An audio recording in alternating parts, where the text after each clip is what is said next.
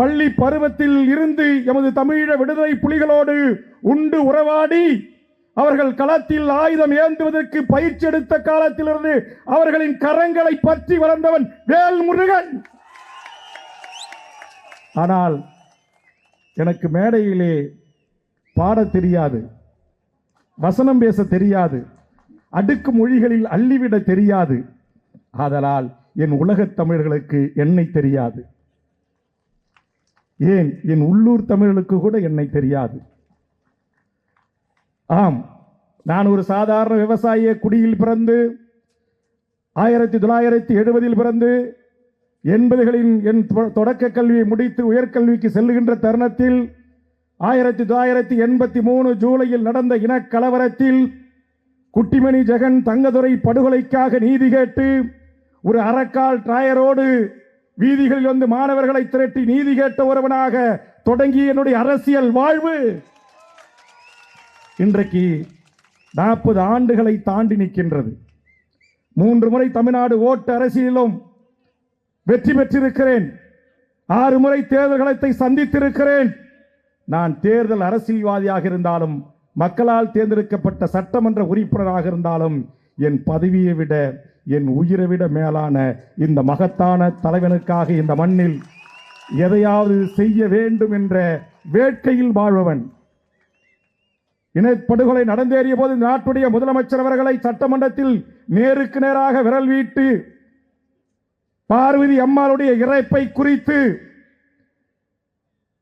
அவர் இறப்பதற்கு காரணமாக இருந்து தமிழ்நாடு அரசும் ஒன்றிய அரசும் விமானத்தில் திருப்பி அனுப்பியதை குறித்து ஒற்றை ஒருவனாக சட்டமன்றத்தையே ரகலை செய்து நிறுத்தியவர் வேல்முருகன். ஆனால் அதை எடுத்து சொல்வதற்கு என் அன்பு சகோதரி இனியவள் பெயரை சொல்லவில்லை. காரணம், இனியவள் போல் இனிக்கும் குரலால் என் தமிழ் உள்ளங்களை கவர்வதற்கான வாய்ப்புகள் எனக்கு இல்லை. அல்லது மருத்துவர் இளவஞ்சி போல் மிகச்சிறப்பாக திராவிட பாரம்பரியத்தில் இருந்து வந்த ஒரு மகள் என்பதை நிரூபிக்கின்ற ஆற்றல் வாய்ந்த பேச்சு மொழி எனக்கு இல்லை. அல்லது இங்கே மேடையிலே வீற்றிருக்கிற எண்ணற்ற தமிழர் ஒருங்கிணைப்பு குழுவிலே இடம்பெற்றிருக்கிற தம்பிமார்கள் போல் அந்த ஆற்றல் எனக்கு இல்லை. ஆதலால் 45 ஆண்டு காலம் என்னுடைய பொது வாழ்வில் இயக்கத்தோடு தமிழ்நாடு விடுதலைப்படை வீரர்களோடு நான் முகம் கொடுத்து நின்றது. என் அருமை தோழன் KM ஷரீப் அவர்கள் சொன்னது போல் எனக்கென்று சொத்து பத்து குடும்பம் மனைவி எதுவுமே இல்லை. எல்லாவற்றையும் இந்த மண்ணின் விடுதலைக்காக தியாகம் செய்வதற்கு தயாராக இருக்க அதற்கு என் குடும்பத்தை தயார் செய்தேன். என் சகோதரர்கள், என் சகோதரருடைய பிள்ளை செல்வங்கள், என் குடும்பமே, என் கிராமமே, என்னை நம்பி வந்திருக்கிற ஆயிரக்கணக்கான தமிழக வாழ்வுரிமை கட்சி தொண்டர்களும் அதற்கு அணியமாக நின்றார்கள். ஆனால் இந்த நாட்டில் இருக்கிற ஊடகங்கள், பத்திரிகைகள் போராளிகளை காட்டுவதற்கு முன்பாக போலிகளை காட்டினார்கள். போராளிகள் அங்கீகாரம் பெறுவதற்கு முன்பாக திரை சினிமா கூத்தாடிகளுக்கு அங்கீகாரம் தந்தார்கள். அதனுடைய விளைவு எங்கள் உதயகுமாரன், எங்கள் KM ஷரீப், எங்கள் தனியரசு, எங்கள் வீணரசு, இந்த வரிசையில் இருக்கிற ஆயிரம் தமிழ் தேசி, எங்கள் ஐயா நெடுமாறன், எங்கள் ஐயா மணியரசன், எங்கள் தோழன் தடா ரஹீம், என் தோழன் கோவகம் ராமசாமி, என் தோழன் தமிழன், என் தோழன் இளவரசன், என் தோழன் ஆலப்பக்க முருகேசன், என் தோழன் ஜான் பிரீட்டோ, இன்னும் எண்ணற்ற தமிழ் சமூகத்தின் ஆளுமைகள், தமிழ்நாடு விடுதலை படை, தமிழ் மீட்சி படைகளை நடத்திய தமிழேயன் ஆலப்பக்க முருகேசங்கள் இந்த படை வீரர்களோடு கைகுலுக்கி ஆதிக்க அரச பயங்கரவாதத்தை எதிர்த்து நின்று களமாடியவன். சந்திரகாட்டின் வீரப்பன் வழக்கில் அவர் சகோதரர் அரிச்சுரன் மத்திய சிறையில் அடைக்கப்பட்ட போது தமிழ்நாடு விடுதலைப்படை வீரர்களோடு காவல்துறையின் அத்தனை அடக்குமுறைகளையும் மீறி சென்று அந்த படை வீரர்களுக்கு உதவி புரிந்ததோடு மட்டுமல்லாமல் அவர்களின் காப்பரனாக தமிழ்நாடு விடுதலைப்படையின் வீரர்கள் வீரம் செறிந்த தாக்குதலை, காவல் நிலைய தாக்குதல்களை, காவல் கற்பழிப்புகளை, காவல் மரணங்களை எதிர்த்து போராடிய போது அவர்களில் ஒருவராக நின்று அவர்களை அரணாக காத்தவன். ஆனால் விடுதலை புலிகள் என்கிற மாபெரும் இயக்கம் ஆயுத பயிற்சிக்கு இந்த மண்ணில் வந்தபோது நான் பள்ளி பருவனாக 10 வயது 11 வயது சிறுவனாக இருந்த காலத்தில் அவர்களுக்கான பணிவிடைகளை செய்து தொடங்கி அவர்களோடு மிதிவண்டிகளில் பயணித்து அவருடைய தியாக வாழ்வை உள்வாங்கி ஒரு தனி மனித ஒழுக்கம் உள்ளவனாக ஒரு beedi, cigarette, coffee, tea, cool drinks என்று சொல்லக்கூடிய ஆங்கிலத்தில் சொல்லுகிறேன் என்று கோபித்துக் கொள்ளக்கூடாது.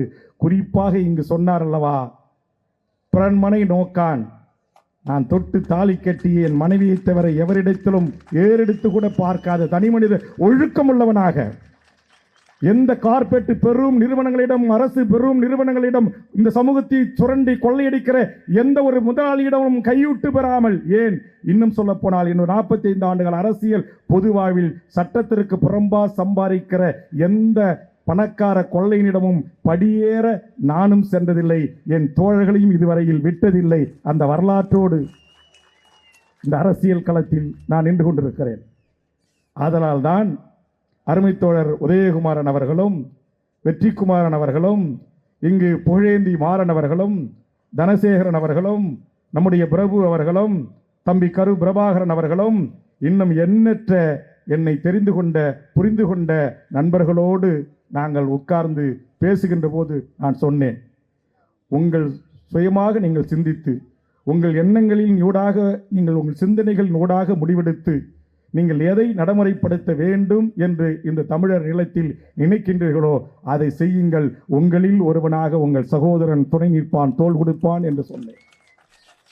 எந்த ஒரு இயக்கத்தையும் பிரிக்க வேண்டும், பிளவு செய்ய வேண்டும் என்றது இல்லை.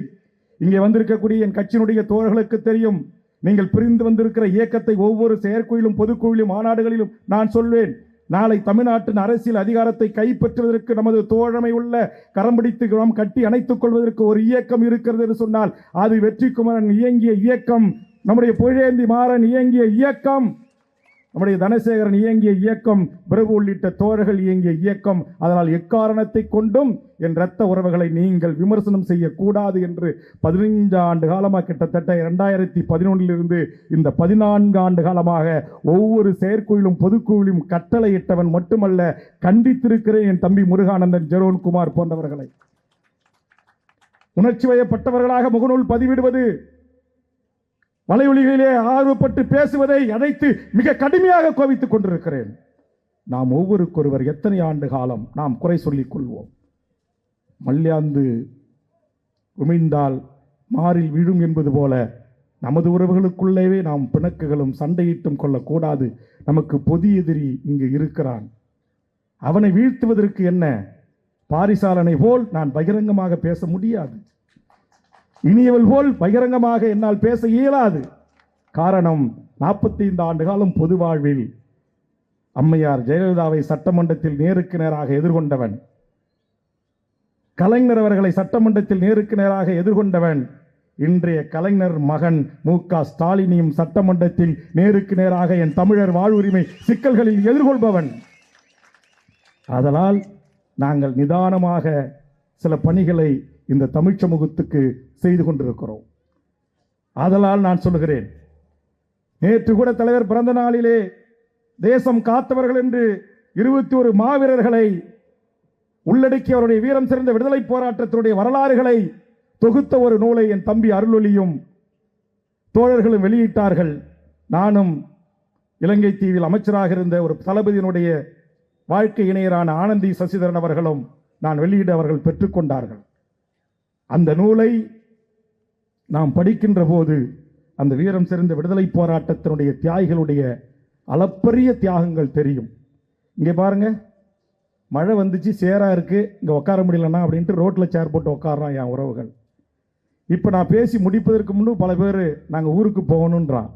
நான் எண்ணி பார்க்கிறேன், இந்த வீரம் சிறந்த விடுதலை போராட்டத்தில் பதிவு செய்யப்பட்டிருக்கிற 12 நாட்கள் 15 நாட்கள் உணவு இல்லாமல், உடை இல்லாமல், மாற்றுக்கு வழி இல்லாமல், ஒதுங்க இடம் இல்லாமல், ஆங்காங்கே குட்டைகளில் கசிவு குட்டைகளில் இருந்த தண்ணீரை குடித்து தனது சிறுநீரகத்தே தான் பிடித்து குடித்து உண்டு அந்த மண்ணின் வேவு புலிகளாக, விடுதலை புலிகளாக, கரும்புலிகளாக, கடற்புலிகளாக எனது வீர சகோதரர்கள் வீரகாவியம் படைத்திருக்கிறார்களே, அவர்களுக்கோடு நாம் ஒப்பிடுவதற்கு நமக்கு என்ன அருகதை இருக்கிறது? யாரோ ஒரு திரைக்கலைஞன் அழைக்கிறான் என்பதற்காக லட்சக்கணக்கிலே வண்டி வாகனங்களை எடுத்துக்கொண்டு அணியும் அணியுமாய் நாம் வருகிறோம். ஆனால் இங்கே பாருங்கள், இந்த படத்தில் இருப்பவர்களுடைய தியாகம், ஒருவர் இருவருடைய தியாகம் இல்லை, 50,000 போராளிகளின் தியாகம். ஆம்னஸ்டி இன்டர்நேஷனல் என்கிற அமைப்பு சொல்லுகிறது, 2009 இறுதிப் போரில் 1,40,000க்கு மேற்பட்ட அப்பாவி பொதுமக்களும் சிங்கள அரசே இன்றைக்கு வெளியிட்டிருக்கிறான். 17,700க்கு மேற்பட்ட விடுதலை புலிகளையும் நாங்கள் கொன்றோம் என்று சொல்லியிருக்கிறான். இலங்கையில் நடந்த இனப்படுகொலை பொதுமக்கள் எவ்வாறு, எப்பந்த காலங்களில் எவ்வாறு அவர்கள் சாகடிக்கப்பட்டார்கள், போரில் மாண்டு போனார்கள் என்கிற விவரத்தை அறிவிக்கின்ற போது ஐபிகேபி சென்று அங்கே போர் நடத்திய போது இந்திய ராணுவம் 25,000 எமது தமிழ் உறவுகளை கொன்று குவித்திருக்கிறான். அந்த கொன்று குவித்த இந்திய ராணுவத்தை எமது வீரம் செறிந்த விடுதலை போராளிகள் களத்தில் தற்காப்பு போராட்டத்தை நடத்திய போது 1300 ராணுவ வீரர்களை கொன்று 1000 போராளிகள் அங்கு வீரகாவியம் அடைந்திருக்கிறார்கள். 1983 இன்று வரையில் எமது தோழமைகள் குறிப்பிட்டது போல், எமது ஆளுமைகள் குறிப்பிட்டது போல் லட்சக்கணக்கான எமது உறவுகள் அந்த ஈழப் போரில் முகம் கொடுத்து மாண்டு போயிருக்கிறார்கள், மடிந்திருக்கிறார்கள். அவருடைய தியாகத்திற்கு முன்பு இங்க மழை, வெயில், பனி, சீக்கிரம் ஊருக்கு போகணும், ரொம்ப நேரம் உட்கார முடியல, சீக்கிரம் முடிக்க சொல்லுங்க. எங்க வெற்றிக்கிட்ட 5-6 தோழர்கள் வந்துட்டாங்க. மழை வருது, வரட்டும், இந்த உடம்பு ஒன்றும் ஊசி போவாதில்லை. மழை தண்ணி பட்டா இந்த உடம்புக்கு என்ன ஆகிடும்? பத்திரிகை நண்பர்கள் விலை உயர்ந்த கேமரா வச்சிருக்கிறாங்க, அவங்க பாதுகாக்கலாம், இல்லை அவங்க கூட எழுந்து போகலாம். நமக்கு என்ன? நாம் ஒரே நாளில் 1,75,000க்கு மேற்பட்ட போராளிகளையும் பொதுமக்களையும் பலி கொடுத்து தன் வாழ்வை முற்றுமுதலுமாக வாழ்வுரிமை இழந்து இன்றைக்கு உலக பூமி பந்தில் எல்லா நாடுகளிலும் அகதியாக வாழ்கின்ற அந்த மக்களுக்கான ஒரு நீதி கோரலை கூட நம்மளால் இதுவரையில் 15 ஆண்டுகள் நிறைவு செய்து முடியவில்லை. ஒரு சர்வதேச நீதி விசாரணையை பெற்றுத்தர முடியவில்லை. ஒரு பொது வாக்கெடுப்பின் ஊடாக ஈழத்தில் நடந்தது மாபெரும் இனப்படுகொலை. அந்த இனப்படுகொலைக்கு இன்றைக்கு தெற்கு சூடான், கொசாவோ போன்ற நாடுகள் போல் ஒரு பொது வாக்கெடுப்பின் ஊடாக அந்த மக்களுக்கு ஒரு தனித்தமிழ் ஈழ அரசை உருவாக்கி தர முடியவில்லை. காரணம், இந்த தோழமைகள் குறிப்பிட்டது போல் இந்த நாட்டில் ஆண்டவர்கள் தமிழர்கள் ஆண்டிருக்கலாம், ஆனால் தமிழுக்காக, தமிழ் இனத்திற்காக, தமிழ் தேசிய இனத்திற்காக அவர்கள் ஆண்டார்களா? இல்லை, இல்லை. நம்ம எத்தனை கட்சிகளோடு கூட்டணி இருந்தாலும் ஆளுகின்ற கூட்டணி அரசுகள் இந்த மண்ணுக்கான, மக்களுக்கான, மொழிக்கான, இனத்திற்கான, இனத்தின் விடுதலைக்கான அரசா? இல்ல. தேர்தல் காலங்களில் 500க்கும் 1000க்கும் விலை பேசுகின்ற அரசியல் ஆளுமைகள், கோயில் கட்டித்தரேன், குளம் கட்டித்தரேன், வேட்டித்தரம், புடவத்தரம், சாக்கெட்டு தரம், வாக்களியுங்கள் என்று சொல்லுகிறான். அதே ஈழ மக்களைத்தான் அந்த தலைவன் அந்த வன்னி காட்டில் நடந்தபோது அவன் உலாவிய காலங்களில் எதிரும் புதிருமாக இருந்து, நீங்கள் எண்ணி பாருங்கள், தமிழீழ விடுதலையை ஆதரிக்கிற இயக்கங்களே நம்ம எத்தனை பேர் உட்கார்ந்துருக்கிறோம். ஆனால் அந்த நாட்டில் தமிழீழ விடுதலைக்காக ஆயுதமேந்தி போராடிய டெசோ இங்கே ஒருத்தர் உருவாக்குனாங்க, இபிஆர்எல்எஃப், ஈராஸ், பல அமைப்பினுடைய தலைவர்களை எல்லாம் ஒரு கொடையின் கீழ் கொண்டு வந்து தமிழ் தேசிய கூட்டமைப்பு என்பதை நிறுவி கிட்டத்தட்ட 24 நாடாளுமன்ற உறுப்பினர்களை ஒரே கொடையின் கீழ் ஒற்றை தலைவனுடைய கண்ணசைவுக்கு வாக்களித்து அந்த ஈழ மக்கள் நாடாளுமன்றத்துக்கு அனுப்பி வைத்த வரலாறை அந்த மண்ணில் தமிழீழ தேசிய தலைவன் உருவாக்கினான். இன்னைக்கு அந்த தலைவனுடைய நடமாட்டம் அந்த மண்ணில் இல்லை. அந்த விடுதலை போராட்டம் மௌனிக்கப்பட்ட காரணத்தினால், இங்கே சொன்னார்கள் அல்லவா, எனக்கு முன்னால் 23 கட்சிகள், 23 கூட்டமைப்புகள், 46 அணிகளாய் இருக்கின்ற ஒரு 30 லட்சம் மக்களிடத்தில் சென்றதனுடைய விளைவு, ஒரு காலத்திலும் நாங்கள் ஈழ விடுதலையை அங்கீகரிக்க மாட்டோம், விடுதலை புலிகள் பயங்கரவாத இயக்கம், அவர்களுக்கு எந்த உதவியும் செய்யக்கூடாது என்று சொன்ன அந்த ஜேவிபி என்கிற அந்த அனுராக் என்பவன் தான் இன்றைக்கு அந்த நாட்டுடைய அதிபராக வந்திருக்கிறான். அவருக்குத்தான் நம்முடைய தமிழீழ மக்களும் இன்றைக்கு தமிழர் பகுதிகளிலும் அவன் கட்சிக்கு வாக்களித்திருக்கிறார்கள். எப்படி பிரிக்கிறான், எப்படி உடைக்கிறான், எப்படி சிதைக்கிறான். அந்த மக்கள் ஒற்றுமையாக, ஓர்மையாக அந்த தலைவன் இருக்கின்ற வரையில் காவே பாலகுமாரன் யார், சிவாஜிலிங்கம் யார், அங்கிருக்கின்ற பல்வேறு நாடாளுமன்ற உறுப்பினர்களாக இருந்தார்களே, இருக்கவர்களே அனைவரும் பல்வேறு இயக்கங்கள், ஆயுத குழுக்களை ஒரு தனியாக நடத்தியவர்கள், அவர்கள் அனைவரும் ஒரே கொடையில் கொண்டு வந்த மகத்தான தலைவன் தான் என் அண்ணன் மேலகு வேலுப்பிள்ளை பிரபாகரன் என்கிற மாபெரும் தலைவன்.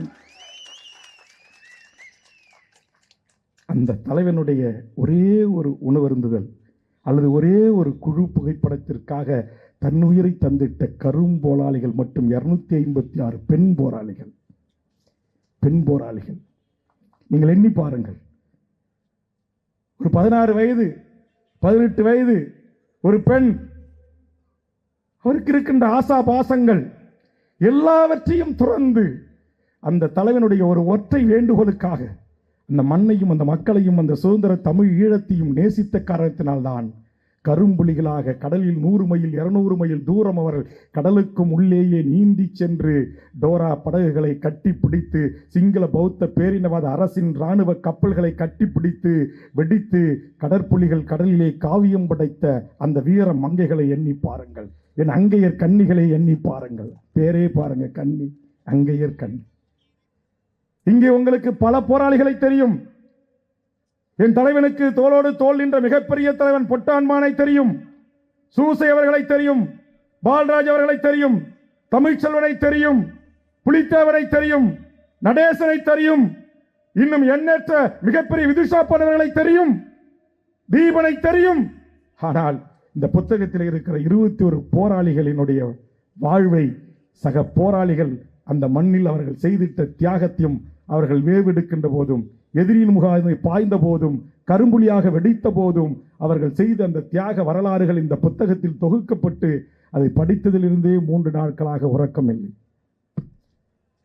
வந்தவுடனே அண்ணன் தனசேகரனும் புகழேந்தி மாறனும் அறையில் என்ன இவ்வளவு சோர்வா இருக்கீங்க அப்படின்னாரு. தூக்கம் இல்லை, கவலைகள்.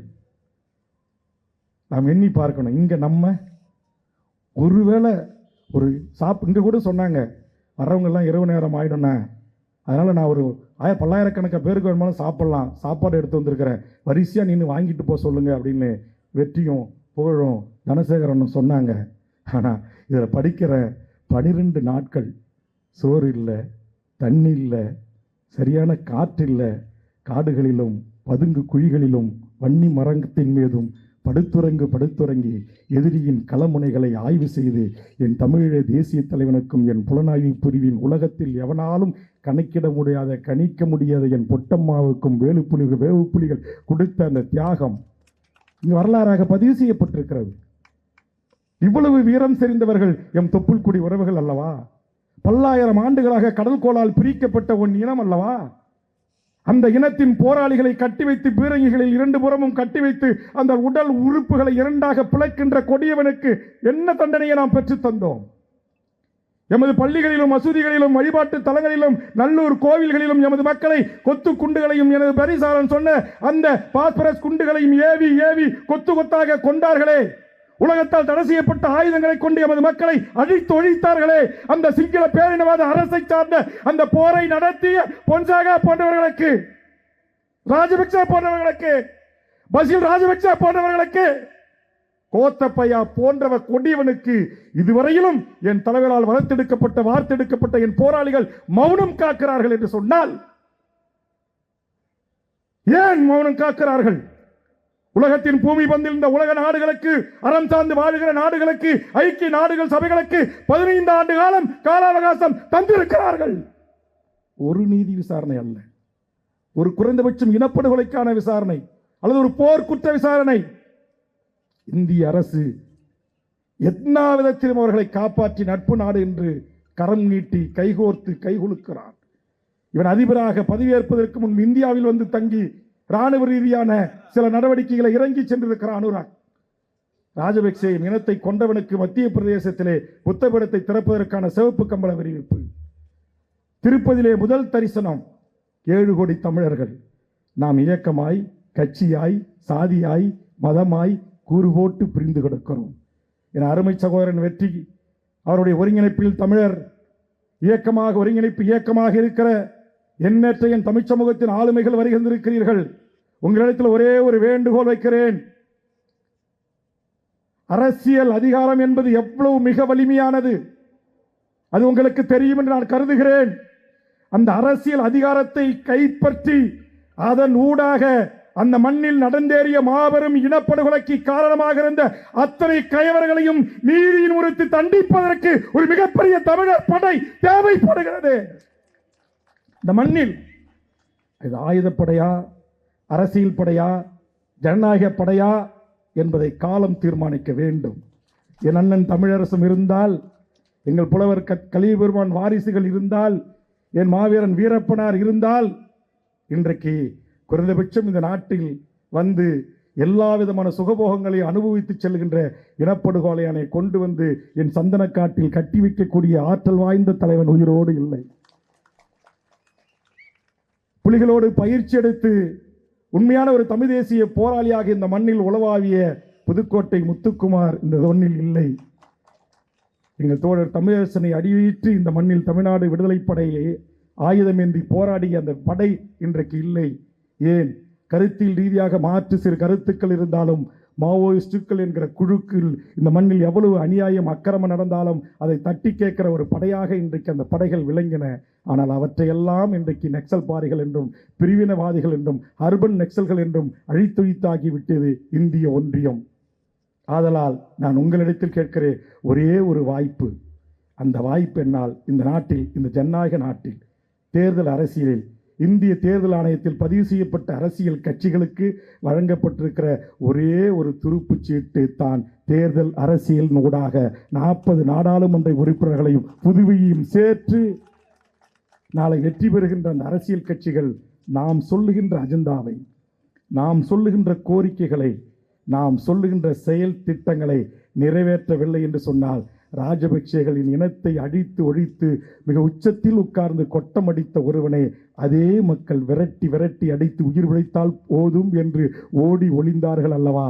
அந்த நிலையை உருவாக்கக்கூடிய தமிழ் மக்களை உருவாக்க வேண்டிய அரசியலை நாம் செய்யணும். எப்படி முடிஞ்சது? தூக்கி வச்சு கொண்டாடிய சிங்கள இனம், அதே இனம் பல்லாயிரக்கணக்கில் திரண்டு அவன் மாளிகைகள் புகுந்து அடித்து நொறுக்கி அவன் உள்ள போய் படுக்கிற பெட்ரு என்று சொல்லக்கூடிய படுக்கையில கூட படுத்து சிங்களவர்கள் ஏறி நின்று இதுல தாண்டா படுத்து தூங்கினேன் அப்படின்னு புகைப்படம் எடுத்து தன்படம் எடுத்து வெளியிடுறான். அவன் தான் பெரிய அதிபராச்ச, முப்படைகளும் கையில் வச்சிருந்தானே அந்த நாட்டுக்கு. அவன் தம்பி தானே அதிபர், அவன் தானே வெளியுறவுத்துறை செயலாளரு. எப்படி சாதிக்க முடிஞ்சது? இந்த மக்கள் எழுச்சி, மக்கள் போராட்டம். ஆனா இங்க உடல் ஒருத்தம் மண்ணுக்குன்றான், உயிர் யாருக்கோ ஒருத்தருக்குன்றான்.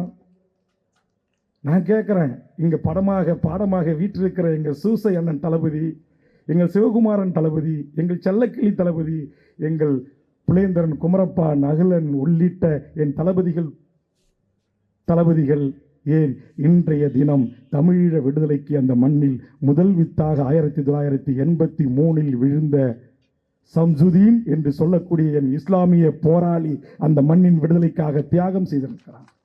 இந்த தமிழர் நிலத்திலிருந்து எண்ணற்ற எமது போராளி தலைமைகள் அங்கே சென்று பயிற்சி எடுத்து அந்த மண்ணில் அந்த விடுதலைக்காக போராடி மடிந்திருக்கிறார்கள், தங்கள் உயிரை தியாகம் செய்திருக்கிறார்கள். அவர்களை தளபதியாக வாயார அழைப்பதற்கு பதிலாக தரங்கெட்டவர்களையும், இதற்கு மேல் இந்த புனித மேடையில் நான் பேசக்கூடாது. இன்று அளவிலும் சினிமா கூத்தாடிகளை, கதை நாய்களையும் சதை நாய்களையும் கட்டிப்பிடித்து முத்தமிட்டு கட்டிலறை காட்சிகளில் நடித்தவர்களை எல்லாம் இந்த நாட்டுக்கு தலைமையேற்க வா தலைவா என்று அழைக்கிற இந்த கேடுகெட்ட புத்தியிலிருந்து என் தமிழ் சமூகத்தை மீட்க வேண்டிய பொறுப்பும் கடமையும் இங்கு வந்திருக்கக்கூடிய ஆளுமைகளுக்கு இருக்கிறது. நீங்கள் அதற்கான அரசியலை செய்யுங்கள். இன்றைக்கு யாரோ சொல்லுகிறார்கள், என் மீது தூர்வார்கள். நான் கேட்கிறேன், கடந்த காலத்தில் இதே திமுக அரசு ஆதரித்த போது, கூட்டணியில் நடந்த தேர்தலிலே இருந்தபோது எல்லா கட்சிகளுக்கும் தேர்தல் நிதியை அவர் அக்கவுண்ட்ல எல்லாருக்கும் வழங்கிய போது என்னையும் மருத்துவர் ராமதாஸ் பட்டியலில் சேர்த்து விடாதீர்கள் என்று துணிந்து கொடுக்க வந்த கோடிகளை தூக்கி எறிந்தவன் வேல்முருகன் என்பது திராவிட முன்னேற்ற கழகத்தின் தலைமைக்கு தெரியும். என் தொகுதியிலான தேர்தல் செலவுகளை தவிர்த்து இதுவரையில் எந்த ஒரு தலைவனிடம், எந்த ஒரு கட்சியிடம் என் பொது வாழ்க்கையில் கை நீட்டியதாக எவனும் சொல்ல முடியாது. என் தனிமதி ஒழுக்கத்தில் எந்தவித ஒரு குறையும் எவனும் கண்டுவிட முடியாது. அதனால்தான் ஒரு மாபெரும் சமுதாய இயக்கமாக இருந்து ஒரு 40 ஆண்டு காலம் தன் பொது வாழ்வில் எவராலும் அசைத்து பார்க்க முடியாத தலைமையாக இருந்த எங்கள் மருத்துவர் ஐயாவை அசைத்து பார்க்கிற ஆற்றலை வேல்முருகன் பெற்றிருக்கிறான் என்று சொன்னால், நான் இந்த மண்ணுக்கானவன், மக்களுக்கான, இனத்துக்கானவன். நான் தமிழீழ விடுதலை போராட்டத்தையும் தமிழ்நாடு விடுதலைப்படை போராட்டத்தையும் சமகாலத்தில் பார்த்து வளர்ந்த ஒரு பள்ளி சிறுவனாக என்னை நானே வார்த்தெடுத்து கொண்டவன். அதனால் கேட்கிறேன், இங்கு ஆகச் சிறந்த தமிழ் தேசிய தலைமைகளாக வந்திருக்கக்கூடிய, இந்த சூழலில் வராமல் தவிர்த்திருக்கின்ற அடுத்த கூட்டங்களில் பங்கெடுக்கிறோம் என்று உறுதி தந்திருக்கிற தமிழ் சமூகத்தின் ஆளுமைகளே, நீங்கள் ஒன்றி கூடி முடிவு செய்யுங்கள். ஒரு தலைவனை ஒன்றாக நீங்கள் ஏற்றுக்கொள்வதற்கு முன்பு அவனுடைய வரலாற்றை, அவன் வாழ்க்கையை, அவன் கடந்து வந்த பாதையை முற்றுமுதலுமாக ஆய்வுக்குட்படுத்துங்கள். அதைத்தான் என் தலைவன் செய்வார். ஒருவனுக்கு ஒரு தளபதி என்ற பட்டத்தை தருகிறார்கள் என்று சொன்னால், ஒருவனுக்கு ஒரு இலக்கை தருகிறார் என்று சொன்னால், அவன் எத்தனை ஆண்டு காலம் கடந்து வந்திருக்கிறான். அப்படித்தான் இங்கே பல போராளிகள் இருக்கிறார்கள். அவர்களையெல்லாம் பற்றி நான் பேச வேண்டும் என்று படித்து குறிப்பிடுத்து வந்தேன். ஆனால் நான் வேண்டினேன், என் மாவீரர்களிடத்திலே வேண்டினேன், எங்கள் சகோதரர்கள் ஒன்று கூடி என் தமிழ் சமூகத்தை ஒருங்கிணைக்கிற ஒரு முயற்சியில் ஈடுபட்டு இருக்கிறார்கள். இயற்கை அன்னையே, எங்கள் தலைவன் சொன்னான் இல்லை, இயற்கை எனது நண்பன், வரலாறு எனது வழிகாட்டி, வாழ்க்கை எனது தத்துவ ஆசிரியர் என்று சொன்னானே, அந்த தலைவனையும் ஆயிரம் எமது போராளிகளையும் நான் வணங்கினேன். இந்த நிகழ்வு நிறைவு பெற்று உணவு பொட்டலங்களை வரிசையில் நின்று வழங்கி அமைதியாக அமர்ந்து சாப்பிட்டு விட்டு அதையும் அவர்கள் எங்கும் இந்த நகராட்சி மாநகராட்சிக்கு குப்பைகளை வீசாமல் அவர்கள் வரிசையாக நின்று உணவருந்தி விட்டு அதை ஒரு இடத்திலே போட்டுவிட்டு பத்திரமாக பாதுகாப்பதாக அவர்கள் இல்லங்கள் சென்று சேருகின்ற வகையில் என் இயற்கை அன்னை தயவு செய்து அருள் கூர்ந்து அமைதி காக்க வேண்டும் என்று நான் வேண்டினேன் என் மாவீரர் திலகங்களிடம் வேண்டினேன். அப்படிப்பட்ட திலகங்களின் வாழ்க்கை வரலாறுகளை பேச வேண்டும். கடற்கரும்புலிகளின் துணைத் தளபதி நிரோஜனுடைய வாழ்க்கை படித்து பாருங்கள். கடற்கரும்புலிகளுடைய ஷீவானி, ஒரு கரும்புலி பெண் போராளியுடைய வாழ்க்கை. இதில் 21 போராளிகளில் நான் சில குறிப்பிட்டவர்களை பற்றி பேசினேன். அதில் முகப்பில் இருக்கிற ராவ் என்கிற ராயு தலைவர் உலகத்தின் எத்தனை நாடுகளில் ஆயுதங்களை தரித்து வாங்கி கொண்டு வந்தாலும் அத்தனையும் அக்குவேற ஆணிவராக கைட்டி அடுத்த நிமிடம் எதிரினுடைய இலக்கை நோக்கி பாய்வதற்கு தன் படைகளை தயார் செய்கின்ற ஆற்றல் மறவன். இப்படி எண்ணற்ற போராளிகளையும் எண்ணற்ற தளபதிகளையும் கொண்ட ஒரு மாபெரும் இயக்கம் திட்டமிட்டு உலக நாடுகளோடு அழித்தொழிக்கப்பட்டிருக்கிறது. அது அழித்தொழிக்கப்பட்டதாக இன்றைக்கு கேட்பாரற்ற இனமாக இன்றைக்கு காணிகள் பறிக்கப்பட்டு, வீடுகள் பறிக்கப்பட்டு, கல்வி வைக்கப்பட்டு, எல்லா உரிமைகளும் இழந்து சொந்த மண்ணில் அகதி வாழ்க்கை வாழ்கிறார்கள். எத்தனை போராளிகள் கையில்லாமல் கால் இல்லாமல் ஒருவேளை உணவு பொட்டலத்துக்கு அலைகின்றார்கள்.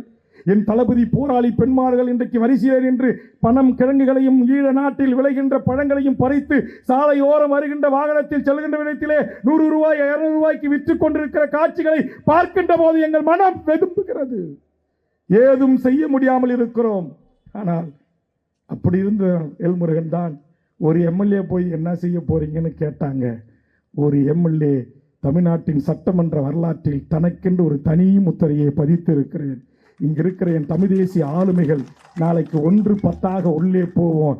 அன்னைக்கு வச்சுக்கும் நாம் சட்டமன்றத்தில் கச்சேரி, அன்னைக்கு வச்சுக்கும் நாடாளுமன்றத்தில் கச்சேரி.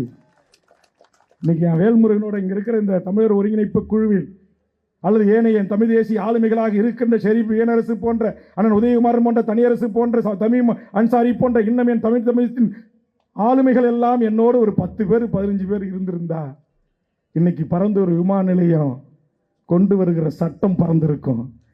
ஒற்றை ஆளாய் வேல்முருகன் தான் தடுத்தான். பத்திரிகை நண்பர்களுக்கு தெரியும். 12 மணி நேரம் வேலை அல்லது 18 மணி நேரம் வேலை எப்படி வேண்டுமானாலும் தொழிலாளர்கள் சட்டங்களை மாற்றி அமைத்துக் கொள்ளலாம் என்று ஆண்டு கொண்டிருக்கிற அரசு நிறைவேற்றிய போது என் இருக்கையில் இருந்து எகிரி குதித்து முதலமைச்சருக்கு சென்று அந்த சட்டத்தை மறுநாள் அனைத்து கட்சி தலைவர்களோடு சென்று தடுத்து நிறுத்தியவன் வேல்முருகன். ஒரு எம்எல்ஏ முதலமைச்சர் நேர்ந்து கேட்டேன்.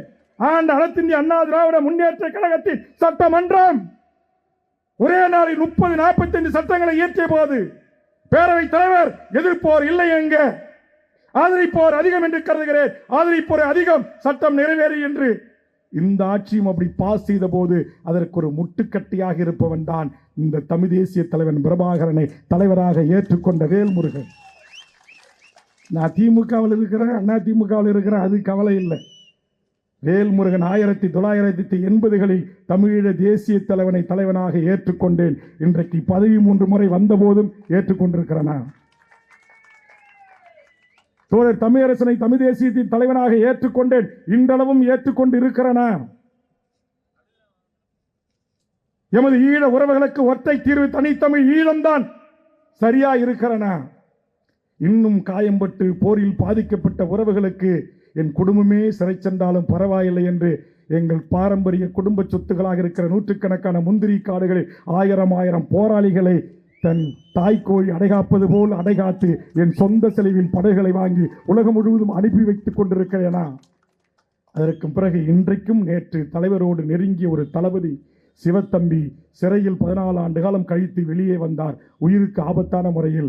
அவர் ஈழத்தில் பிறந்தவர், அனுமதிக்க முடியாது என்று நம்முடைய அரசு மருத்துவமனை சொன்னபோது இந்த நாட்டுடைய முதலமைச்சர் அலுவலகத்தோடும் அமைச்சரோடும் தொடர்பு கொண்டு அவர்களை அனுமதித்து அவர் உயிரை காப்பாற்றீர்களா இல்லையா என்று சொடக்கு போட்டு வேல்முருகன் பேசுகிறானா இல்லையா? அவர் குடும்பம் இலங்கையிலிருந்து வர வைக்கப்பட்ட போது இங்கு எங்கும் தங்குவதற்கு வாய்ப்பில்லை என்ற போது அங்கே அந்த சூப்பர் ஸ்பெஷாலிட்டி மருத்துவமனை என்கிற தனிச்சிறப்பு மருத்துவமனைக்கு அருகாமையில் இருக்கிற அந்த கேம்பஸ் சட்டமன்ற விடுதி என் வீடு, என் விடுதிக்கான அறை. எங்கெங்கோ நானும் தடா ரஹீமும் கோவை ராமகிருஷ்ணன் குளத்தூர் மணிகளும் இடம் கேட்டோம், கிடைக்கவில்லை. கடைசியில் அரசாங்க அதிகாரிகள் சொன்னார்கள், நீ மக்களால் தேர்ந்தெடுக்கப்பட்ட சட்டமன்ற உறுப்பினர், ஒரு தடை செய்யப்பட்ட இயக்கத்தின் முக்கிய தளபதிகளில் ஒருவராக மேதகு பிரபாகரனுடைய உற்ற நண்பனாக இருந்த ஒருவர் சிறையில் பல ஆண்டுகளும் கழித்து வெளியே வந்திருக்கிறார். அவரை நீங்கள் அனுமதிக்க செய்வதும் அவருடைய குடும்பத்தாரை தங்க வைப்பதும் சட்டமன்ற வளாகத்திற்குள் கூடாது என்று சொன்னார்கள். என் பதவியை வைத்துக் கொள்ளுங்கள், என் பதவியை வைத்துக் கொள்ளுங்கள். நான் இன்று எம்எல்ஏ, இன்று அந்த வீடு எனக்கு சொந்தம். என் வீட்டிலே அந்த போராளி தாயை தங்க வைப்பேன், அந்த போராளிக்கு உதவி செய்வேன் என்று இன்றைக்கும் செய்துவிட்டு இந்த மேடையிலே மாவீரர் நாள் நிகழ்ந்து கொண்டிருக்கிறேன். ஆதலால் சொல்லுகிறேன், நான் ஏற்றுக்கொண்ட லட்சியத்தில், ஏற்றுக்கொண்ட கொள்கையில் ஒரு பிசிறு இல்லாமல் நடைபோட்டுக் கொண்டிருக்கிறேன். பதவி இருந்தாலும் பதவி இல்லை என்றாலும். அதனால் தான் உலகம் முழுவதும் வாழ்கின்ற ஆயிரம் உண்மையான விடுதலை புலிகள் இன்றைக்கும் அண்ணன் வேல்முருகன் என்கிற வார்த்தையோடு வாஞ்சியோடு என்னை அன்புகரம் நீட்டி அரவணைக்கிறார்கள். அதை தெரிந்து கொண்ட என் அருமை தோழன், அருமை நண்பன் வெற்றிக்குமரன் அவர்களும், ஏனைய புகழேந்தி மாறனும் தனசேகரனும், ஏனைய என் தமிழ் சமூகத்தின் ஆளுமைகளும், இத்தனை ஆண்டு காலம் உங்கள் பொது வாழ்வில் நீங்கள் பட்ட துன்பங்கள், துயரங்கள் எல்லாவற்றையும் நாம் கணக்கில் எடுப்போம். எது எதிர்கால என் தமிழ் சமூகத்துக்கு சரியான அரசியலோ, இந்த தமிழர் மண்ணுக்கும் தமிழர் நிலத்திற்கும் எது சரியான அரசியலோ, ஈழத்தில் நடந்த இனப்படுகொலைக்கு தீர்வை நோக்குவதற்கு எது சரியான அரசியலோ, அந்த அரசியலை கைப்பற்றுவதற்கு, அந்த அரசியல் அதிகாரத்தை கைப்பற்றுவதற்கு நான் செய்திருக்கிற சிறு சமரசத்தில் உடன்பாடு இருந்தால் ஒன்றினவோம், இல்லை தனித்து நீங்கள் களங்காணுங்கள். உங்களோடு தோளோடு தோள் நின்று துணை புரிவதற்கு நானும் தமிழக வாழ்வுரிமை கட்சியும் என்றும் நிற்போம். 150க்கும் மேற்பட்ட தமிழர் அமைப்புகளை ஒரே குடையின் கீழ் தமிழர் வாழ்வுரிமை கூட்டமைப்பு என்று இங்கு இருக்கிற அத்தனை தலைவர்களையும் அணிதிரட்டி இந்த தமிழ் சமூகத்துக்கான வாழ்வுரிமை சிக்கல்களிலே களமாடுகிற வேல்முருகன், தமிழர் ஒருங்கிணைப்பு இயக்கத்தோடு இருக்கிற புதிய தம்பிமார்களை, களமாடுகின்ற தம்பிமார்களை, ஆற்றல் வாய்ந்த பேச்சாளர்களை, அடைகாக்கின்ற தமிழ் தேசிய விடுதலையை அடைகாக்கின்ற ஆற்றல் வாய்ந்த அந்த தோழர்களை அன்புகரம் நீட்டி அரவணைப்பதற்கும் தயாராக இருக்கிறேன், இல்லை கரங்கோர்த்து உங்களோடு பயணிப்பதற்கும் தயாராக இருக்கிறேன் என்பதை இந்த மாவீரர் நாளில் உங்களுக்கான செய்தியாக சொல்லி, ஆயிரம் மாவீரர்களின் கனவையும் அவருடைய லட்சிய உறுதியும் அவருடைய கனவை நினைவாக்குவதற்கான பணிகளை, அரசியல் பணிகளை நாம் முன்னெடுப்போம் என்பதை தெரிவித்து, இன்றைக்கு ஈழ மண்ணில் பார்க்கிறேன், பல்லாயிரக்கணக்கான மக்கள் தன்னெழுச்சியாக அந்த மாவீரர்கள் துயிலும் இல்லங்களில் அவர்கள் கல்லறை தீபங்களில் தீபமேற்றி வழிபடுகிறார்கள். அப்படி நாளை இது இன்னும் பன்மடங்காக தமிழ்நாடு முழுவதும் விரியடைய வேண்டும். அப்படி வருகின்ற போது உங்கள் கைகூப்பி கும்பிட்டு கேட்கிறேன், ஒருவர் கூட நீங்கள் எந்தவித குடி வேறு விதமான பழக்கத்திற்கு ஆளாகி இந்த மேடைக்கு வரக்கூடாது. அதே மாதிரி உங்கள் குடும்பத்தோடு வர வேண்டும், உங்கள் நாளைய தலைமுறை பிள்ளைகளோடு வர வேண்டும். எனக்கு வெற்றி வந்த உடனே மகிழ்ச்சியாக இருந்துச்சு. வந்தார், அவருடைய முதல் மகனை அறிமுகப்படுத்தினார், 2வது பையனை அறிமுகப்படுத்தினார், தான் வாழ்க்கை இணையரை அறிமுகப்படுத்தினார். ஆனால் நான் பொது வாழ்க்கை வந்ததால் என் வாழ்க்கை இணையரை பிரிந்திருக்கிறேன். ஆனால் என் அண்ணன் மகன்களை அழைத்து வந்திருக்கிறேன். எனக்கு மகன்கள் அல்ல, என் தம்பிகள் இல்லை, என் உறவுகளே என் கட்சியும் என் தாய் தமிழ்நாட்டு உறவுகளுமே உறவுகளாக நான் மதித்து நடக்கிறேன். ஆதலால் வருகின்ற ஒவ்வொருவரும் உங்கள் பிள்ளை செல்வங்களை, உங்கள் வாழ்க்கை துணைவியாரை, உங்கள் குடும்பத்தின் நாளைய இளைய தலைமுறையை எடுத்து வந்து இங்கு ஆகச்சிறந்த என் தமிழ் தேசிய செயல்பாட்டாளர்கள் பேசுகின்ற பேச்சை கேட்க வைத்து, அவர்களை உள்வாங்க வைத்து, அவர்களை அரசியல் படுத்தி, எந்த அரசியல் நியாயமான அரசியல், வெறும் உணர்ச்சி அரசியலா, வெறும் பேச்சரசியலா என்பதையெல்லாம் சீர்தூக்கி பார்த்து ஒரு விழிப்புணர்வு பெற்ற ஒரு சமூகத்தை முதலில் நாம் உருவாக்குவோம். அதைத்தான் அருமை தம்பி பாரிசாலன் செய்து கொண்டிருக்கிறார், என் தங்கை இனியவள், என் சகோதரி செய்து கொண்டிருக்கிறார். அதுபோன்று கட்சி சாராத என் தமிழ் தேசிய செயல்பாட்டாளர்கள் செய்கின்ற செயல்களை உள்வாங்கி அதற்கு பிறகு பகுத்து ஆய்ந்து அறிந்து ஒரு நல்ல தமிழ் தேசிய தலைமைகளை தேர்ந்தெடுக்கக்கூடிய அறிவு பெற்ற ஒரு சமூகமாக மாற்ற வேண்டிய கடமையும் பொறுப்பும் இங்கு வந்திருக்கிற பல்லாயிரக்கணக்கான உறவுகளுக்கு இருக்கிறது. இங்க அனைவருக்கும் உணவு வழங்கப்பட்டிருக்கிறது.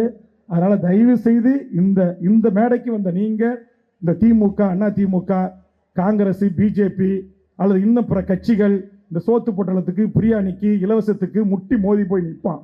அந்த மாதிரி இல்லாம வரிசையாக நின்று அதை ஒழுங்கு செய்து வாங்கி சாப்பிட்டு விட்டு இந்த மாநகராட்சி குப்பை இல்லாத மாநகராட்சியாக இருப்பதற்கு உதவி செய்து இந்த அனுமதியை கேட்டவுடனே நம்முடைய காவல்துறை உயரதிகாரிகள், நல்ல உள்ளம் படைத்த காவல்துறை உளவு பிரிவு அதிகாரிகள் இங்கே இருந்த, எனக்கு என்ன மகிழ்ச்சி, இந்த அனுமதி சொல்றாங்க எப்படி இந்த இடத்துல கொடுத்தாங்கன்னு, நட்பின் காரணமாக வாங்கினேன். எங்க கடலூர் டிஸ்ட்ரிக்ட்ல டிஎஸ்பியா இருந்தவங்க தான் இந்த மாநகரத்தினுடைய கமிஷனர், காமினி ஐபிஎஸ் ஐஜி. சிதம்பரத்துடைய ஏஎஸ்பியாக இருந்த செந்தில் வேலன் தான் இன்றைக்கு உளவுத்துறையின் தலைவர். ஒரு 4 நூற்றாண்டு காலம் இந்த நாட்டுடைய சட்ட ஒழுங்கு ஏடிஜிபி, 3 ஆண்டு காலம் எனக்கான நண்பர் டேவிட்சன் ஆசீர்வாதம், கடலூர் எஸ்பி 3 ஆண்டு காலம். இப்படி தமிழ்நாட்டுடைய காவல்துறையில் உயர்ந்த பொறுப்பில் இருக்கிற அதிகாரிகளிடத்திலே சொன்னேன், இது தமிழ் தேசிய தலைவன் பிரபாகரனை தலைவராக ஏற்றுக்கொண்ட கூட்டம். இங்கு சிறிதும் வன்முறைக்கு இடம் இருக்காது. பொதுமக்களிடத்திலே எந்த வம்புதுமும் இருக்காது. எந்த கடையிலையும் எந்த தின்பண்டத்தையோ உணவையோ சாப்பாட்டையோ வாங்கிட்டு காசு தர்ற கூட்டம் இல்லை. உன்னால முடிஞ்சா பாருன்னு சொல்ற கூட்டம் இல்லை. இது அவர்களும் எமது உறவுகள், அவர்களும் என் மக்கள், அந்த வணிகங்களும் அந்த கடைகளும் அவர்களும் எம்மவர்கள் என்று நினைக்கின்ற பக்குவம் பெற்ற அரசியலாளர்கள் கூடுகிற கூட்டம் என்ற புரிதலை உருவாக்கித்தான் இதற்கான அனுமதியை நான் பெற்றேனே தவிர நான் சார்ந்திருக்கிற திமுக தலைவரை அணுகி நான் பெறவில்லை. திமுக என்கிற அரசியல் கட்சியை அணுகி நான் பெறவில்லை. ஆதலால் பாவம் பல பேர் நீங்கள் புழுதிவாரி தூற்றுகின்றீர்கள், தூற்றட்டும், நான் பதிலுக்கு தூற்ற விரும்பவில்லை என்று கேட்டு வருகை தந்த அனைத்து உறவுகளும் பத்திரமாக பாதுகாப்பாக உங்கள் இல்லம் சென்று சேர்வதை நீங்கள் உறுதி செய்ய வேண்டும். காரணம் உங்களுக்கு தெரியும், எனக்கு தூக்கம் வராது. நான் தளபதி அல்ல, நான் சினிமா நடிகன் இல்லை. ஆயிரக்கணக்கில் லட்சக்கணக்கில் திரண்ட மாநாட்டுக்கு வருகை தந்த போது விபத்தில் இறந்த 6 பேர் உயிர் பலியாகி கிடந்த போது அந்த வீட்டிற்கு சென்று கூட ஆறுதல் சொல்லாமல், கூட்டத்தில் எழுந்து ஒரு நிமிடம் ஆறுதல் சொல்லாமல் கடந்து போகின்ற சினிமா நடிகன் அல்ல வேல்முருகன். உங்களில் ஒருவன், உங்களுக்காக ஒருவனாக இந்த மண்ணில் வாழ வேண்டும் என்றும் உங்களுக்காக வாழ்ந்து மடிய வேண்டும் என்று விரும்புகின்றவன். அப்படி முன்னெத்தி ஏழ்களாக ஏற்றுக்கொண்ட எமது போராளிகளையும் எமது தமிழக தேசிய தலைவனையும் உள்வாங்கிய ஒருவன். பச்சை பாலகன் பாலச்சந்திரன் மரணம் உங்கள் கண்ணில் தெரியட்டும். என் தங்கை செய்தி வாசிப்பாளர் அவருடைய படுகொலை கற்பழிப்பு உங்கள் கண்ணில் வரட்டும். என் போராளிகளை கட்டி வைத்து அம்மனமாக்கி ஆயிரக்கணக்கிலே சுட்டும் அடித்தே கொலை செய்த அநியாயக்காரர்கள் செய்த இனப்படுகொலை நம் கண்முன் விரியட்டும்.